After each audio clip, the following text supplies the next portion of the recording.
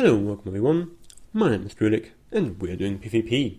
So today, following my last lethality operative video, we have a nice healing operative video, has also been requested, so here is the healing operative. This is of course before the big patch 3.2.1 where he's going to get a bit reworked and things are going to be changed around, so maybe I have to do another video updating on that, but as of now this is how he has been forever, since 3.0 and even before that. Of course quarter waves are a new spell, but he generally plays exactly the same. You just use less quarter in injection and use more quarter waves. That's just the only thing that really changed in 3.0. I'm not going to go over into detail what I'm doing, because what I'm doing is generally just healing people up, which is not too interesting in my eyes, because yeah, everybody who drops low just gets healed up. I really don't know why somebody would want to see that. Maybe to get some healing tips going, like just watching a spec how it is done. If somebody just wants to see different inputs or something like that, maybe it's interesting for that. But as of having a big audience watching a healer, I don't really think that is too interesting, because there's no real play potential. As you can see right now, all I'm doing is a bit of cleave heal, if that is cleave, like fluff healing, AoE healing, just doing that, whatever you want to call it, just healing everybody up that generally drops low, and yeah, that's basically it.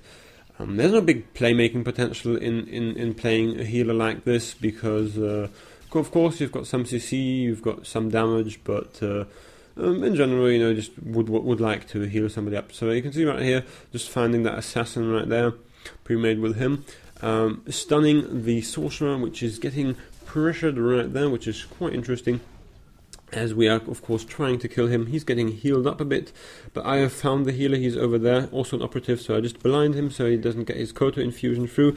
He of course gets immediately out of that one, unfortunately, with the death field, but he does die because apparently the other healing guy doesn't really know what he's doing. He could have saved him there with a good amount of instant healing, but that didn't come through. So the trolling commenters right here, of course it's all in good fun. We know him personally, so it was just appropriate to write to him right there, like, boo, that's just, we killed you 2v1, so funny, ha ha ha, joke's over, but just all in good fun. So we of course are getting pressured over here, so we are moving back into the mid, because we are finding ourselves outnumbered here, as you would do, if you're playing, I don't know, 3 versus 7. I dropped terribly low, and of course use all of my damage mitigation cooldowns. Very nice guard switch right there from the power tech tank, as I am frantically trying to heal myself up. As you can see right here, quarter wave is not too effective against this amount of dots. Of course, now purging the dots a bit too late. I have to say, I have to work on that. I tend to forget that my evasion still is a purge, because the sniper does not have that anymore. But of course I can remove any dot from myself as a operative healer, and you should always do that, because it's OP and it's very, very good to mitigate the damage. And of course, because I have got that skill point, every time I'm attacked, that cooldown is reduced, so feel free to just freely use your evasion, because it's not a real cooldown. Now, back in mid right here, we have quite the amount of healers, very many healers right here, so it's not that big of a deal to get everything going.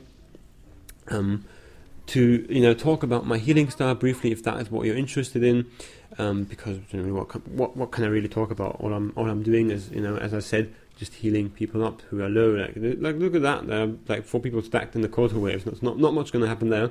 So talking about my healing style, I generally do not use quarter injection. It's a very strong spell, of course, and in PvE healing it's very much used. Of course, especially for tank healing and stuff like that. But I find in war zones I don't really have the time to cast an injection, because your teammate could line of sight you, it could get interrupted. And I generally just prefer to HoT people and just let them tick up and let other people do the heavy lifting of really pushing somebody up in his HP. So I would generally only use the injection once or twice in an entire war zone. It's of course a nice spell, but I do not want to get interrupted. So if somebody is onto me, I will maybe fake cast an infusion, so it interrupts me, and I can maybe cast it again after that. but I generally just use diagnostic scan and quarter waves because he can't interrupt it. If he does interrupt that, then he could feel free to do so, and I can just cast something else instead. That's then really my pressure plan. So see somebody onto me right here, I just freely cast a quarter wave because I'm not concerned with my HP, because I just tank it because I've got all of the HoTs going. So very important if you're getting focused to preemptively HoT yourself, because that's always something you want to have. The nanotechnology is of course active on me, casting quarter waves right in front of him, not because quarter waves is that strong and is that good as a selfie, but because you really disrespect him and pressure him into interrupting the quarter waves, which is something he does not want to interrupt, and then you can freely cast something else after that. So that's kind of my my thought process behind that.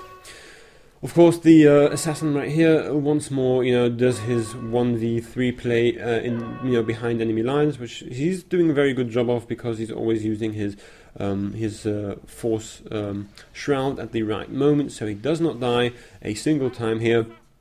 It's very nice. He of course always gets HoTed by me, which is very nice.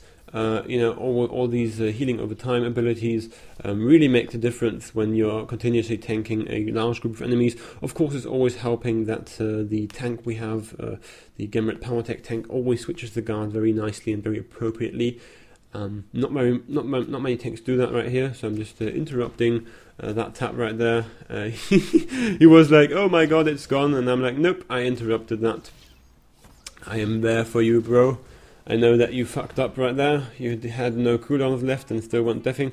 Now I'm doing something very, very idiotic and just interrupting both of our taps with that.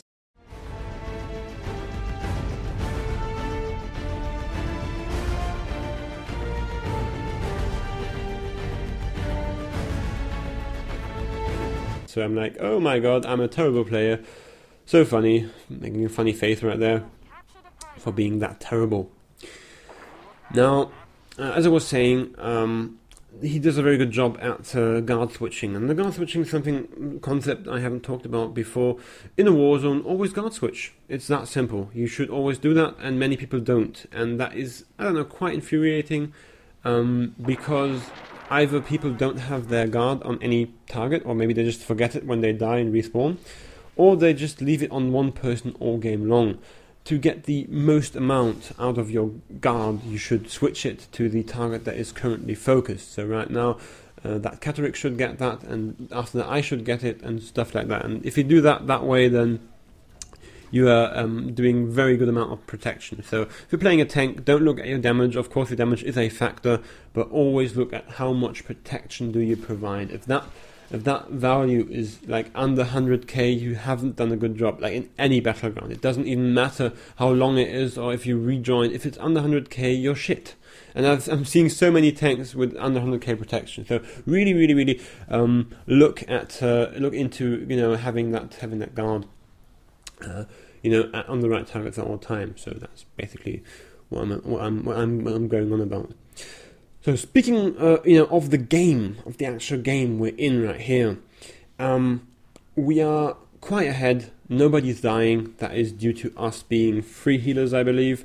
I always kind of get very annoyed and frustrated, and a bit bitter, about playing against that many healers, like free healers, like nobody dies. I always get very pissed off, very, very, very frequently. But if I'm doing it myself, I have to say it's quite fun, because of course it's very difficult because there are still some spikes coming in, because healers generally do not pressure the enemy damage dealers enough, so they're kind of going to do free damage. It's kind of the trade-off you have. Like, I have to explain that concept. If you're generally, a player is going to do less damage if he is getting pressured or getting damaged.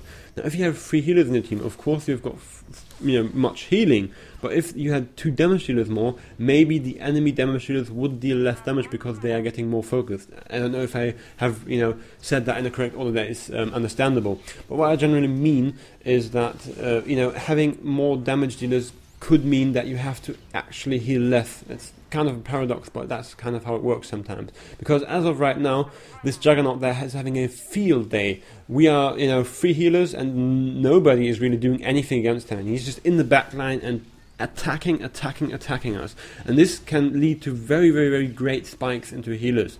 Of course, with the healing buff in 3.0, you just heal that, and it's not a problem. But you know, it is difficult to heal something like that. As you can see, these spikes are very, very, very big. He's of course getting stunned, but I just continuously heal him up because I don't want him to die, while I'm healing, of course, myself. And you know, I think he doesn't die. For a moment I thought he maybe, you know, would finally die right there, and I'm like, you know what, this has gone on way too long, and I'm just starting to do damage to him. He of course uses reflect in the last second, and I reflect some auto shots onto myself, but I did finish him off right there because, you know, he was low HP, and I'm not having it anymore. And yeah, as I was saying, these spikes are a lot bigger if you have many healers, so that's kind of a downside. Because if you're having very squishy targets without a guard, like operatives are quite squishy actually. You know, they have very nice defensive cooldowns, but they are a bit on the flimsy side. You know, they die quite easily if they're getting focused. So you really have to adjust your cooldowns. And I have another game which I actually wanted to show you before that, but I did a bit of a misplay. I didn't use my cooldowns appropriately, and I did die quite a bunch because I underestimated the damage of some of the enemy players at the beginning. You really have to respect enemy players' damage.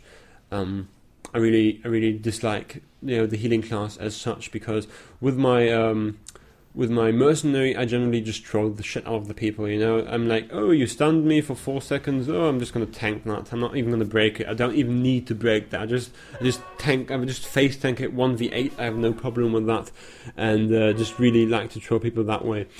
And he's of course a bit more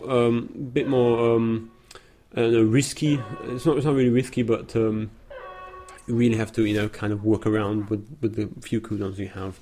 And yeah, so with my output healing style, you know, not much counter injections, I have managed to get 1.3 million healing right there, which is a nice amount, and yeah, didn't deal that much of damage. Anyway, hope that was entertaining for you. Hope you learned something about the operative, or maybe you were entertained otherwise.